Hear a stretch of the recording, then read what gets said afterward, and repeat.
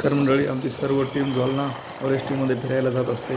तर आज मी तुम्हाला जालना पर्यटन विभागाचं तुम्हाला एक आमची मॉर्निंग टीम कशा प्रकारे सकाळी मॉर्निंग वॉकला जाते। सकाळचे 5:45 वाजलेले आहेत। जेटेवाड सर इथे आलेले आहेत आणि अशा प्रकारे आमचा सकाळचा मॉर्निंग वॉक सुरू झालेला आहे।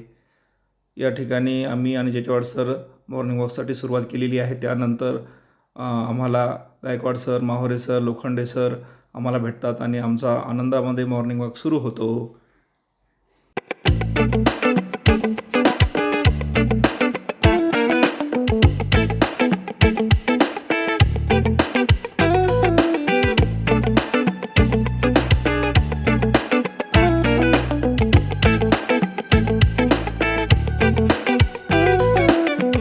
सध्या पावसाळ्याचे दिवस आहे। सर्व परिसर हा हिरवागार झालेला आहे। सगळीकडं हिरवळ पसरलेली आहे आणि ही टेकडी चढत आहे आम्ही।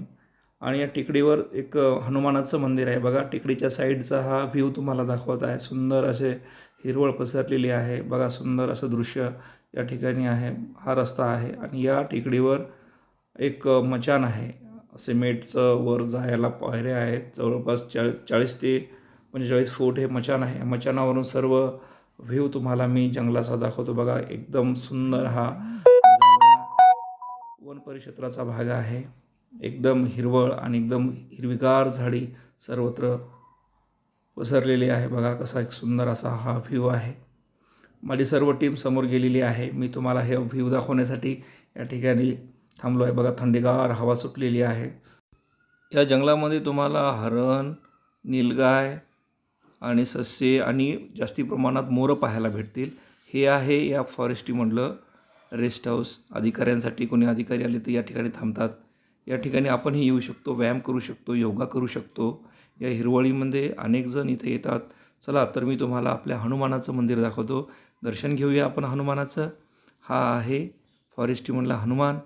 या ठिकाणी दर्शन घेतल्यानंतर आपण जाऊया ज्या ठिकाणी या फॉरेस्टमधला एक व्ह्यू आहे। या ठिकाणी सेल्फी पॉईंट आहे। हा सेल्फी पॉईंट या ठिकाणी बरेच जण येऊन फोटो काढण्याचा आनंद घेतात। इथून मी तुम्हाला जालन्याचा व्ह्यू दाखवतो बघा। हे समोर जो दिसतंय हे जालन्याचा व्ह्यू आहे बघा। कशी हिरवळ आहे। सध्या जुलैचा महिना सुरू आहे। पाणी काही तितका झालेला नाही आहे, तरी हिरवगार जंगल झालेलं आहे बघा। जालन्याचा व्ह्यू कसा दिसतो सुंदर।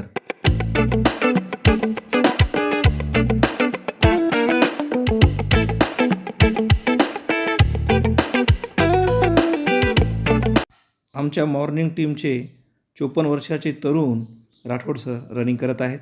रोज किमान 10 किलोमीटर रनिंग करतात। आणि आता जे रनिंग करत येत आहेत ते आहेत माहोरे सर आणि लोखंडे सर, सोबत राठोड सर आहेत। आणि आता आमच्या टीमचे अनबान शान आमचे जेटेवाड सर आणि श्रीखंडे सर